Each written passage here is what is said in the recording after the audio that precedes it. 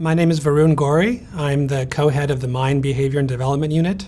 We call ourselves MBED in the World Bank, and we are the applied behavioral science team in the World Bank.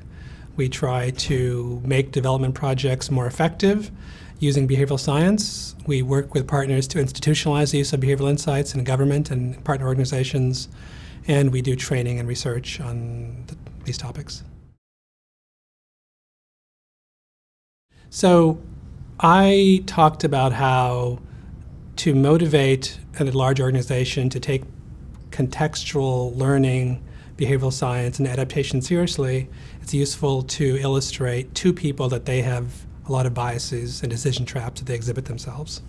So I talked about work a couple years ago that we did with 2,000 representative World Bank staff that showed that World Bank staff themselves exhibit confirmation bias. For instance, they're much more likely to get an answer correct when it's about skin cream than whether it's about the minimum wage. Even though most economists are trained in the minimum wage, they think they know the right answer and don't necessarily do the math to figure out what the right answer is in that context. Similarly, World Bank staff were subject to framing issues. They're much more risk-seeking when you talk about losses, like most people, but these kinds of biases affect World Bank staff and our decisions.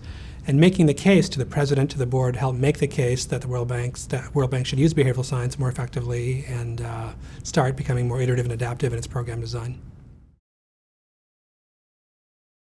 I think organizations can usefully demonstrate to their own staff that they have biases, that they're subject to decision traps.